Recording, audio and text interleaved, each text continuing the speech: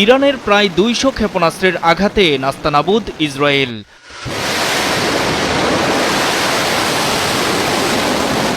মঙ্গলবার রাতের এই হামলায় দক্ষিণ ইসরায়েলে অবস্থিত দেশটির অন্যতম প্রধান নেভাতিম বিমান ঘাঁটি ঝাঁঝরা করে দেয় তেহরান।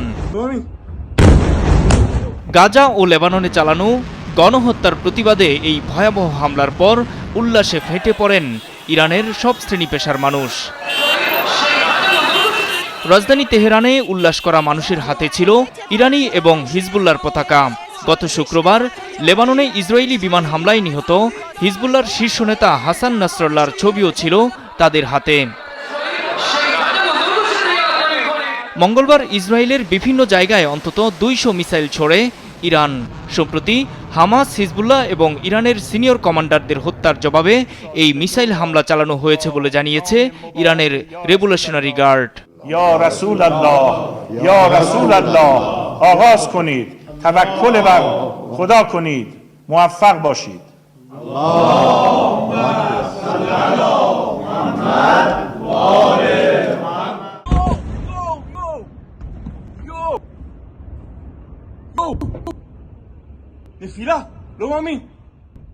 ইরানের রাষ্ট্রীয় টিভি চ্যানেল জানিয়েছে মিসাইলের লক্ষ্যবস্তু ছিল ইসরায়েলের বিমান ও রাডার ঘাঁটি। এছাড়া হামাস ও হিজবুল্লাহর কমান্ডারদের হত্যার পরিকল্পনার সঙ্গে জড়িতদেরও টার্গেট করা হয়।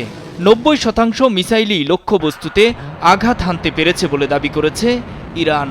ইসরায়েল যদি এই হামলার জবাব দেয় তবে আরও হামলা চালানোর ঘোষণা দিয়েছে ইরানের এই প্রধান বাহিনী। এদিকে এভাবে ক্ষেপণাস্ত্র ছুড়ে ইরান বড় ভুল করেছে দাবি করে এর চরম মূল্য দিতে হবে বলেও হুঁশিয়ারি দিয়েছে ইহুদিবাদী ইসরায়েলের প্রধানমন্ত্রী বেনিয়ামিন নেতানিয়াহু। נעמוד בכלל שקבענו, מי שתוקף אותנו, אנחנו תוקפים אותו. আর তাদের প্রধান মিত্র যুক্তরাষ্ট্রের দাবি ইরানের এই ক্ষেপণাস্ত্র হামলা ব্যর্থ হয়েছে। নূর মোহাম্মদ, মাছরাঙা নিউজ ডেস্ক।